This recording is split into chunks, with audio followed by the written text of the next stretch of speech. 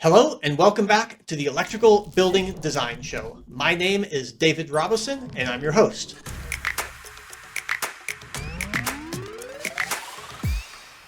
Today we are going to talk about fault calculations. This is a pretty common calculation that you have to do over the course of your electrical building design. You are using the calculated fault values to eventually choose the AIC ratings for your panels. The fault calculation requires modeling your building, collecting your wire lengths, your wire sizes, and inputting that into your calculation model, either an Excel spreadsheet that you've put together or a third-party program that does the calculations for you. It's something that everyone who's doing electrical building design has to think about. I want to talk to you about how you can actually use building information modeling, or BIM, to make your fault calculation process go better.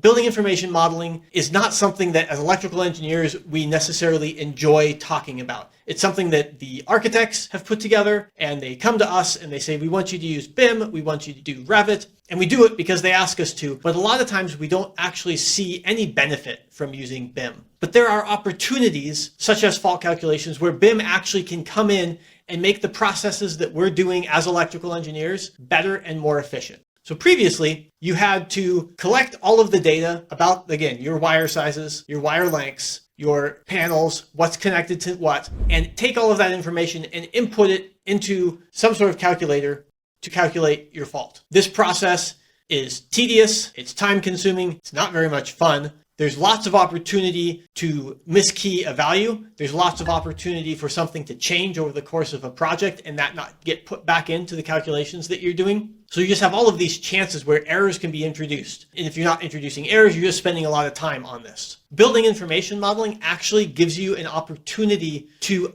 do it faster and eliminate a lot of the errors that you have when doing your fault calculations. There's 4 pieces of interest when doing your fault analysis that I want to talk about. There are the panels themselves and what's connected to each other. There's the feeder lengths between your panels. There's the feeder sizes, and there are any motors that are in your project. Building information modeling, done right, actually has the opportunity to help you with all 4 of those areas for your calculations. So the first one, the panels and their connections to each other. If you're doing building information modeling, that's laying out your panels in your building, that's connecting your panels together. If you're doing that in something like Revit, you have all of those panels, you have all of those connections already made. You want to make sure that you're pulling those connections and those panels directly into whatever you are doing for your fault calculations. You don't want to be manually transferring that data. It's in your building information model. You want to reuse that data. That's the whole idea behind BIM. You've got this single source of truth. You want to reuse that for the fault calculations. This is a perfect example of a place where BIM actually adds value to the electrical engineering process. You want to make sure that those panels are coming in to your fault calculations for you.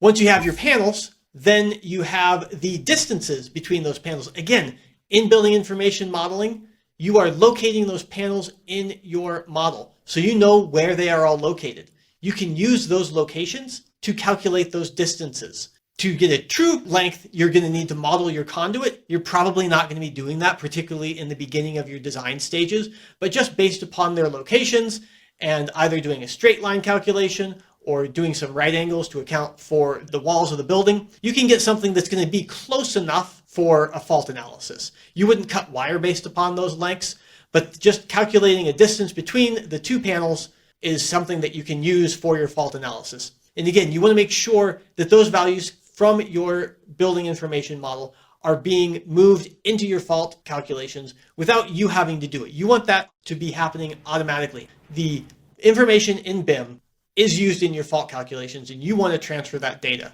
In addition to your feeder lengths, you also have your feeder sizes. The question of where those sizes are set is a little bit tricky. You might be setting that in your building information model if you have a robust enough program that actually has sizes that you can specify and you have good control over. You might just be doing that in your calculation package. So that is a good question of where that information should be set. The highest level of BIM would be to set those values in your model, have that as an intrinsic part of that feeder between those 2 panels, and then transfer the information to your calculations. depending on what you're using for BIM and the packages and programs that you're using, you might not be able to put that information in a reliable manner. So you might just set those values in your calculation. So you do want to think about whether that belongs in what you're doing with BIM and the 3D model and everything there, or if that just goes in the calculation package. It can go either way, depending on what you're doing. Then the fourth piece are the motors. Previously, before BIM, motor contributions were, for the most part, ignored for smaller motors because they don't make a big impact. And in terms of modeling in your calculation package, it's kind of tedious to enter all the little motors in your project that aren't going to make a difference anyway. So generally under, say, 50 horsepower, you're not going to be adding those to your fault calculations. Using BIM, that constraint goes away because in BIM, you are placing your motors. You're specifying your load. You're specifying what they're connected to. All of that information is being created because you have to put those pieces in. You have to get them connected. The feeder and service load calcs are going to depend on knowing that that's a motor because you do some diversity and you do demand factors based upon the fact that it's a motor. So you need to know that it's a motor. Once you know in BIM that it's a motor, that information can then be transferred to your fault calc. So you don't have to play these games where you don't model things in your fault calcs because it was too tedious. It's already been modeled. It just needs to be transferred to the fault calculations. If possible, you want to have a way to take the motor information from BIM to your fault calculations so that the calculations can include all of those motors. Most of them aren't going to matter because they're small, but you'll have them in there and then you don't have to worry about whether you've included the ones that are large enough to make an impact. You can just know that all of your motors are included in your fault calculations. So you can actually improve the fault calculations that you're doing by taking advantage of BIM and using the information that you already have. If you can transfer that information automatically, there's no additional effort to include it in your fault calcs because you have to include it in your model for your circuiting and your feeder and service load calcs. So you already have all that information. You're just then using the information that you already have in a different place in fault calculations to actually improve the output that you have. The way that you actually get that information from BIM to your fault calcs is going to depend on what you're doing for your fault calcs. If it's an Excel spreadsheet that you wrote, you're probably going to have to do some scripting. If you're using Revit, probably in Dynamo to pull that information from Revit over to your Excel spreadsheet. It's possible to do. If you're using a third-party package, a calculation package outside of Revit, then you're going to have to look and see if they have some sort of integration to pull that information because you have that information and you need to get it to the other place. We have software that we've written, Design Master Electrical for Revit.